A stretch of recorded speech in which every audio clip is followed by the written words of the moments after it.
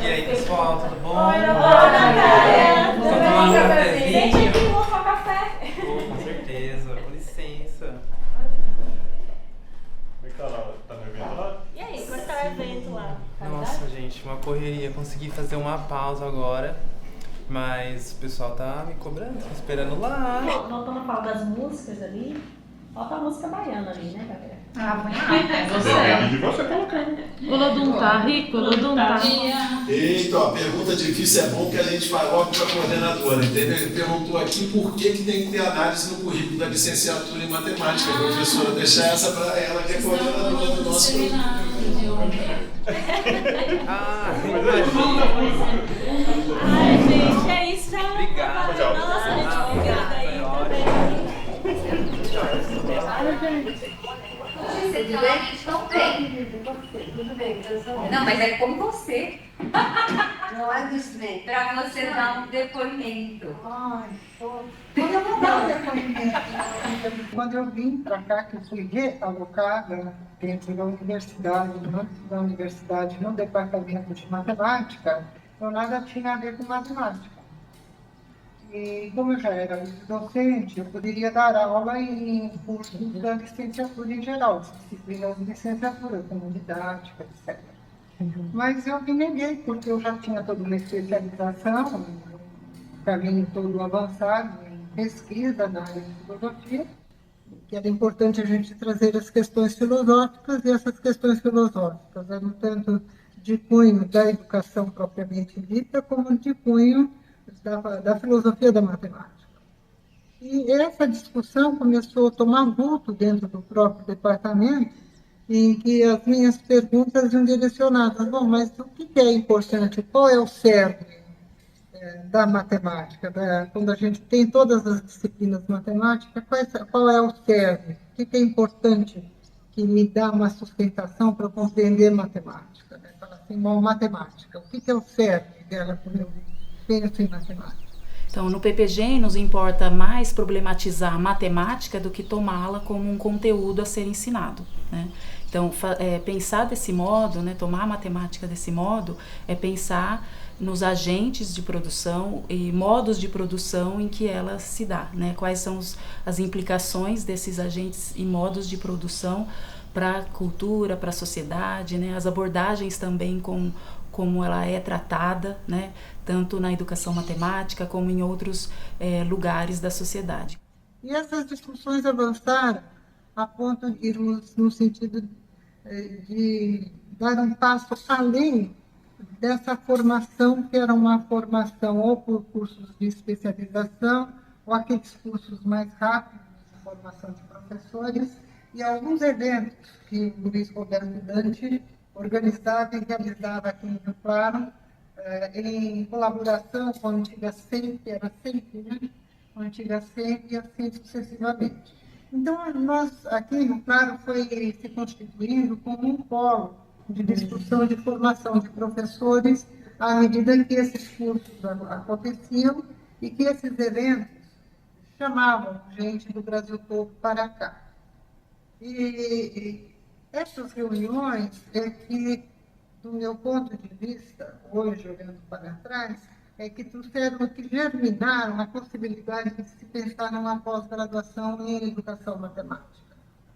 E toda a questão que surgiu naquele momento foi, então, o que seria uma pós-graduação que não era em ensino e aprendizagem da matemática, uma vez que a gente não queria ter como foco prioritário a matemática como sendo a mais importante, mas sim a questão da educação, de se educar a pessoas com a matemática.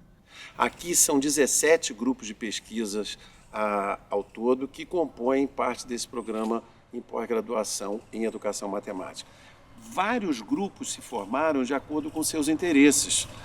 Vários dos membros, inclusive, que passaram pelo GPIM e hoje estão em outros grupos, levaram essas experiências, transformaram essas experiências, né, fizeram do seu jeito, fizeram tal, não só mudando o foco, né, de determinadas tendências em educação matemática, mas também a ideia de, né, modificar dinâmicas e tudo mais. Ou seja, ele é nucleado em termos em grupos de pesquisa.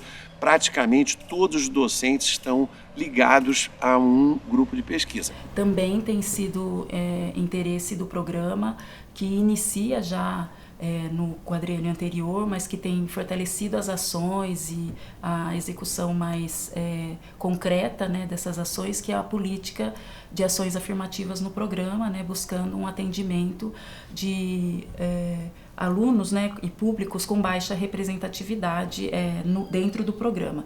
Então, para isso, a gente tem tentado e estudado estratégias que atendam o pré-ingresso, o ingresso, a permanência e o egresso desses estudantes com essas características. Na educação matemática, nós temos hoje, em média, 140 alunos. Então, é bastante gente, né, para cuidar.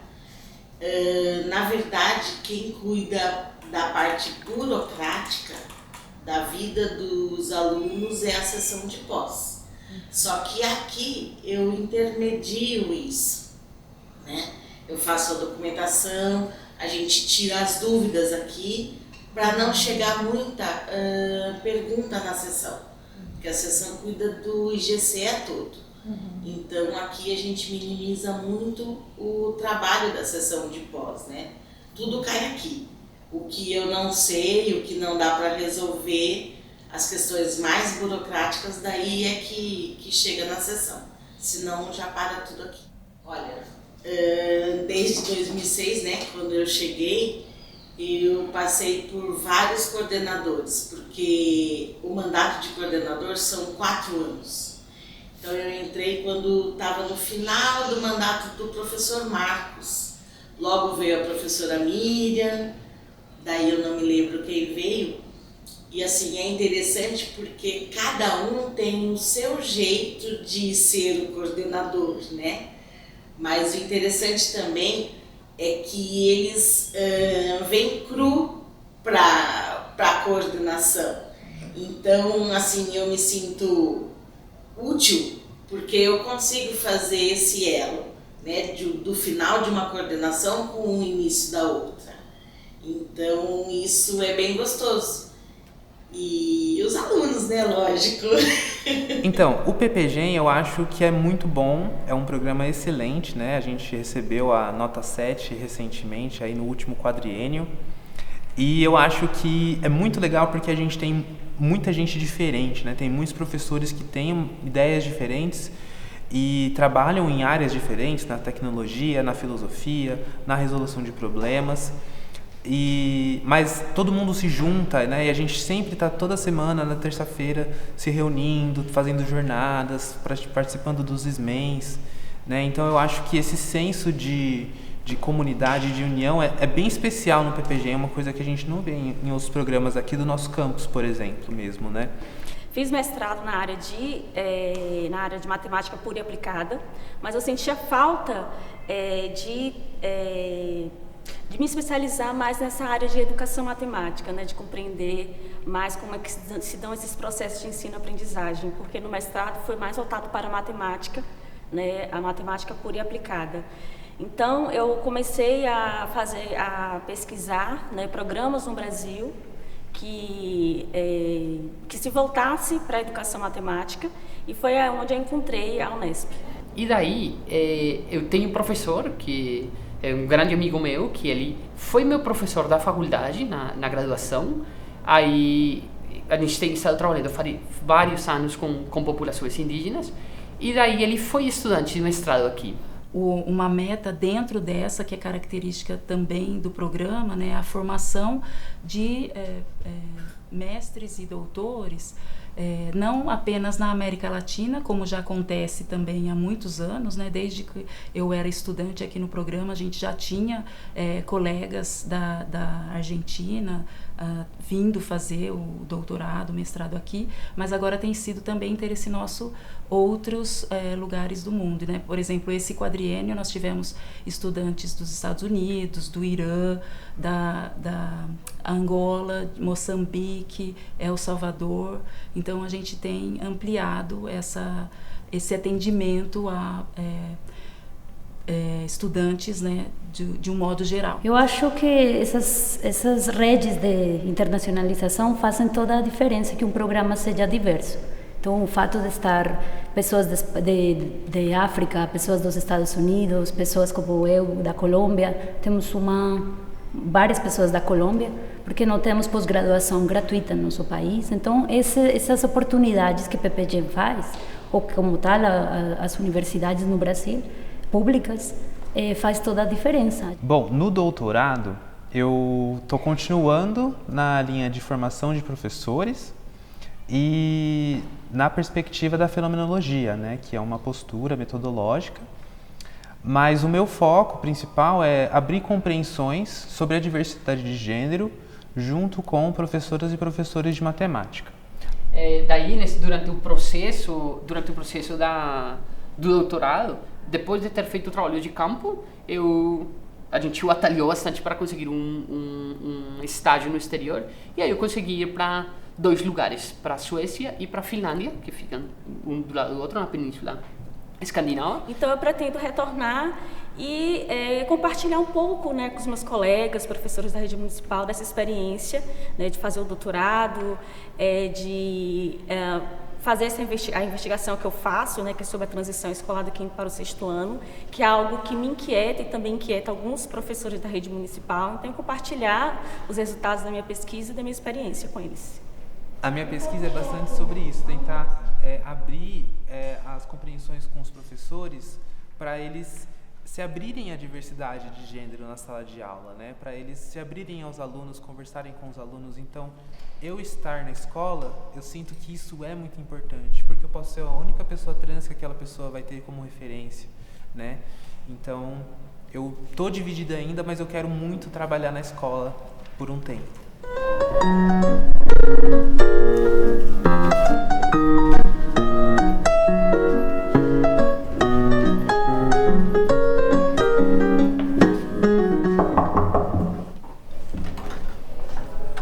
Oi, Fran, tudo bem? Oi, professor, tudo bem? Estava na biblioteca e encontrei alguns bolemas. Nossa, mas isso daqui é uma raridade. Você sabe que o bolema já não é mais assim, né? Esse aqui vai para essa coleção dos bolemas versão impressa. Olha, esse aqui eu quero te mostrar. Nossa, eles são diferentes, né? E desde quando que o bolema existe? Olha, a história do bolema se confunde com a história do programa.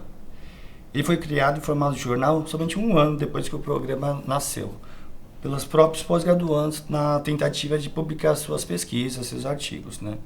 Mas não era assim não, era formato de jornal. As 3 primeiras edições foram em jornal, depois esses pós-graduandos se formaram, daí a instituição assumiu e começou a publicar impresso. Eram assinados, né, pela própria comunidade de educadores matemáticos do Brasil, e essa, por exemplo, é uma edição especial, que comemora 25 anos de bolema. Hoje ele tem 39 anos, já não é impresso, né? Porque a tecnologia mudou, ele é totalmente digital. E por que isso? Para poder publicar mais com mais velocidade, né? Para atender a própria comunidade. Mas é essa a história do bolema, né? Nossa, que interessante. Mas eu acho muito legal isso de manter os alunos participando desse movimento de editoração da revista, né? Do bolema. Porque até hoje os alunos participam desse processo. Então, a gente auxilia na questão de olhar os artigos que são enviados, e eu agradeço muito pelo convite do professor por fazer parte dessa equipe também. O SMEM é um seminário que acontece aqui toda semana, sempre às terças-feiras, das 2 às 4. Ele teve o seu início em 1988, então logo depois que começa o programa, já começa essa iniciativa, E ela, no início, então, mais restrita aqui ao programa, e cada vez mais ela vai ganhando um caráter extensionista e alcançando outros públicos para além do público aqui do próprio programa. É o Seminário de Matemática e Educação Matemática, que tem como preocupação, como objetivo, criar um espaço de discussão, de debate, de compartilhamento de ideias. Os temas que acabam sendo acolhidos aqui durante esse espaço, eles tanto dialogam com a diversidade do programa nas suas diversas linhas de pesquisa, como a gente vem tentando acolher outras temáticas que envolvem o campo da educação matemática. Então, temas sociais, outros temas mais interdisciplinares que colaboram com o campo da educação matemática. E acaba sendo um momento muito vivo, né, em que a gente compartilha as nossas vivências daquela semana, estudos, experiências e também ideias e propostas junto com esses convidados que vêm colaborar conosco. Normalmente, por ser presencial, ele acaba acolhendo ou pessoas que estão passando por aqui, ou pessoas que estão convidadas e eventualmente a gente consegue auxiliar essa presença desses pesquisadores, mas a gente vai tentando então ampliar esse rol de falas e de participações. Então a primeira pós-graduação em educação foi em educação matemática, depois que foi construída e aconteceu a pós-graduação em Presidente Prudente, não, antes do Presidente Prudente veio de Marília, e depois veio de Araraquara, de Presidente Prudente, e por último aqui em Rio Claro. Mas em primeiro lugar o que aconteceu foi a pós-graduação em Educação Matemática, com o nome Educação. E isso causou muita estranheza no âmbito da universidade, porque não era nem educação, nem era matemática, era educação matemática. Toda discussão, então, era o que era isso, a educação matemática, uma discussão que hoje ainda acontece. E a maioria das pessoas não entende o que é educação matemática e trabalha com a educação matemática como se fosse ensino de matemática ou ensino de ciência, tanto que a pós-graduação em Bauru, ela se chama Educação para a Ciência, não é educação ensino de ciência. E foi também uma discussão da qual eu participei bastante, em termos do que eles pretendiam, que dava certo a educação para a ciência, educando a fazer ciência. E aí, em torno dessa área de concentração, a gente organiza 5 linhas, né, que também é característica do programa desde o começo, né, então é bem orgânica essa questão envolvendo a área de concentração, as linhas de pesquisa e os projetos de pesquisa do programa, né.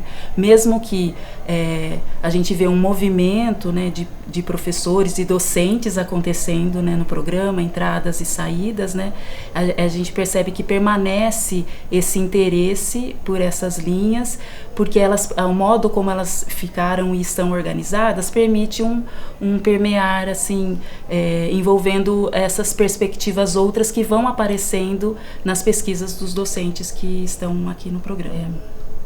Então, esses aspectos têm sido objeto de estudo das pesquisas que parte do nosso programa nesses 40 anos de história, né? Que até o final do ano passado, 2023, nós tínhamos formado quase 300 doutores e mais do que 400 mestres em educação matemática. Esse é o certo. Porque você educa fazendo ciência como você educa fazendo matemática. É mais fácil você trazer ideias da educação e aplicar na matemática, deixar só no âmbito como se fosse toda uma questão de um ambiente de aprendizagem, de acertar o aluno, etc. Esse é um predado, é o que se quer em todo o ensino. Mas quando eu estou ensinando algo a alguém, que algo eu estou ensinando? Com esse algo que eu estou ensinando, para que eu estou ensinando, de que modo eu estou ensinando, e como que para além do ensino eu estou educando? É essa a questão. Então, como que para além do ensino da matemática, que tem que ser um ensino bem feito, com rigor, etc., eu estou educando? O que é isso? O que é isso? Essa foi a questão sempre séria do programa e que continua ainda em debate.